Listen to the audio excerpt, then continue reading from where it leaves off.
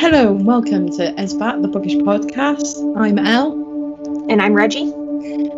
And today as this is the first episode, we're just going to be running through a quick introduction of us and the podcast and what it's all about. So, like I said, I'm Elle. I run Divination Hollow. I'm also a writer and an editor. Got a few short stories out there, but you can find out all about me on my Twitter, which is @LTurpit. All right, and I'm Reggie. I'm a contributor on Divination Hollow. I also write. I don't have anything published just yet, but I am a fanatical reader. And I usually am just screaming into the Twitter void at Ignatjustriga. So we'll see if that changes over time. That might change. Okay, so we started this podcast because, yes, there are a lot of podcasts out there that focus on genre fiction. We're going to be specifically looking at sci-fi, fantasy and horror. But one thing we have noticed is, especially in horror podcasts, they tend to be very male-centric. The hosts tend to be men. You might get, a slight diversity in guests, but we basically want a platform that is just focused on people who are not cishet white men. Guys that we are friends with, we do love you, but we need our own space sometimes, and that's what we hope we offer with this. Yeah, definitely, especially because historically it's mostly been a very male dominated in terms of production, but then the consumption side is more, it leans heavier on women and femmes than you would think. And that applies to so much more than people realise as well. Mm-hmm. It's always been the way with, especially books and such, in various genres. It's been the same with stuff like Supernatural, the TV show. Most fandoms, I would say, are very heavily women. Yeah. But even in fandoms where they're not, they're the sort of voices that get drowned out. A great example is actually, for sci-fi, is the Gundam series from Japan. It very nearly was not a thing, but the female viewership, the female fans are what actually ended up saving it. So even though now it's considered a fairly masculine, big robots fighting each other kind of series, in the beginning, it was very heavy on the female viewership. So those kinds of things should not be ignored and should actually be celebrated, especially whenever you start realizing that these femmes, these women, every BIPOC, all these fans are now starting to create, and we should be celebrating and lifting them however we can, because getting these new voices out there, it just freshens up everything as well, because you're going to have new stories or new perspectives that you as, well, I'm a white cis woman, it's something I would not have considered. And it's always good to think outside your own sphere. Yeah, definitely. And I mean, even with that, we're both aware that we are both white cis women. We do have our own privilege. We do have the ability to speak up as well. And we just want a podcast where it's not just cis white women, it's not just cis het white men, basically more of a diverse space, like you were saying with fandoms as well, sci-fi and fantasy. I mean, it was women who drove them from the very early beginnings. Mary Shelley is probably, Frankenstein is probably one of the biggest, one of the first sci-fi novels written by a woman, but throughout the years, women have kind of been pushed to the side in that. And obviously there are changes taking place. Horror has gone a long way to being acknowledging more of that, in terms of the fan base, the creators. There's systems that are like Women in Horror Month, Ladies of Horror Fiction, who are great. If you don't follow them, definitely go do that, because they promote across the age ranges as well, which is also something we're going to be looking at doing.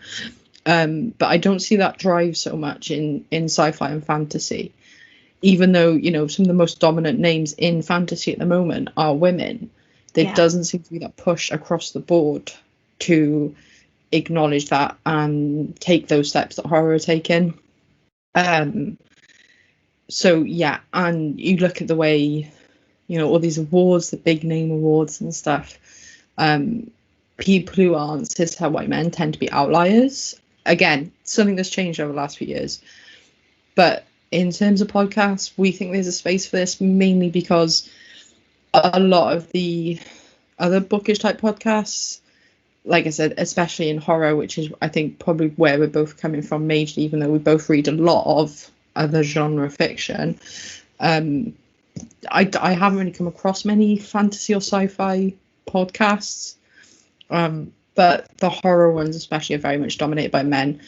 So we will be inviting people to come talk to us as well. We'll be reaching out to a few people, but as well as that, once we have a few essays under our belt, if you are interested in coming on and talking to us about anything, we want this to be a space where you can literally just talk about books, or we can talk about the themes in the books and how they handle certain topics. So once we get everything, we don't actually, first episode, we don't have our social medias and stuff set up yet, but we'll edit something in at the end so you can get all that information as well. Yeah, and I'm just going to chime in by adding in that the terminology of bookish means that it's not just going to be a book-centric or a writing-centric podcast. What we're looking at is a wider range of media, because there are creators who do, let's say, oh my God, I'm forgetting what the terminology is, narrative podcast, short-form narrative, short film in general, maybe they're film reviewers, maybe there's all sorts of media out there. So just lifting up those kinds of creators and getting their perspectives on things.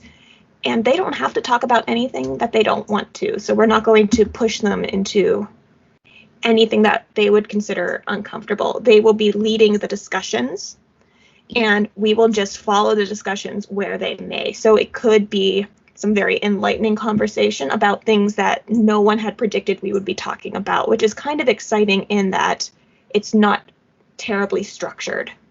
Yes. And I can't believe you forgot to mention fanfic. Yes, we fan want fiction. To speak to fanfic writers. We want to speak to people who consume fan fiction. Fan artists. Fan artists, definitely. We want to speak to other bloggers and reviewers as well. We don't want to just confine this to, like you said, writers. Content creators of all sorts. We basically want to speak to everyone we can. Again, that's another thing about these podcasts. They focus on writers or filmmakers and stuff like that. Whereas I think there is the people who push up these areas get overlooked quite a lot. So we'll shine a light on them as well. Obviously, that's without the fandom. Sorry, I don't mean to speak over you, but without the fandoms, there is no content. Exactly.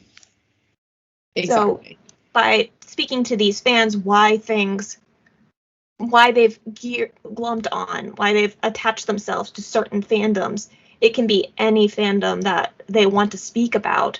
Supernatural is a really big one right now. It could even be YouTube streamers. Like, why have they attached themselves to this YouTube streamer? Yeah.